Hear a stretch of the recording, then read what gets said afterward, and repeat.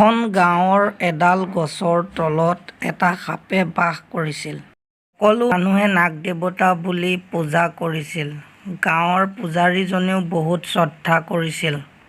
কিছুদিনৰ পাছত গাঁৱত বহু নেৰা-নেপেৰা বৰষুণ হ'বলৈ আৰম্ভ কৰিলে। বৰষুণৰ পৰিমাণ ইমান আছিল যে পানী বাঢ়ি গৈছিল। গাঁৱৰ মানুহে ঘৰ এৰি পাহাৰৰ পিনে যাবলৈ ধৰিছিল। গাঁৱৰে এজন মানুহে আহি পূজাৰীক কৈছিল যে আপুনি আমাৰ লগতে ব'লক, ইয়াতে বহুত পানী হ'ব, বৰষুণ হৈয়ে আছে। পূজাৰীজনে তেওঁৰ কথা শুনা নাছিল। পূজাৰীজনে কৈছিল, মোক এই নাগ দেৱতাই ৰক্ষা কৰিব, কাৰণ মই তেওঁক সদায় পূজা অৰ্চনা কৰি থাকোঁ, গতিকে তেওঁই মোক ৰক্ষা কৰিব।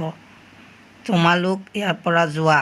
কিছু সময় পিছতে পানী ভৰি পৰিল গোটেই গাঁৱত। গাঁৱৰ এজন মানুহে নাও লৈ আহি পূজাৰীজনক ক'লে যে গাঁৱৰ সকলো মানুহ ইয়াৰ পৰা গুচি গৈছে, আপুনিও আহক মোৰ লগতে।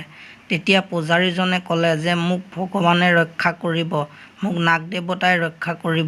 বাঢ়িবলৈ ধৰিলে। সেই সময়তে নাগ দেৱতা আহি তেওঁক দৰ্শন দিলে আৰু ক'লে, তুমি ইয়াৰ পৰা কিয় যোৱা নাই? তোমাক যাবৰ কাৰণে মই এজন নাৱৰীয়া পঠাইছিলোঁ, কিন্তু তুমি কিয় নগ'লা? তোমাকতো মই সদায় সহায় কৰিবই বিচাৰিছোঁ, তুমিহে বুজি পোৱা নাই।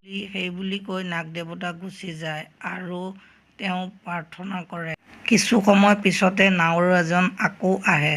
আহি তেওঁক কয়, আহক, গাঁৱৰ সকলো মানুহ গুচি গ'ল, ইয়াত আৰু কোনো নাই। আপুনি ইয়াতে বেছি সময় থাকিলে মৃত্যুবৰণ কৰিব। আহক মোৰ লগত পাহাৰৰ ওপৰলৈ লৈ যাওঁ।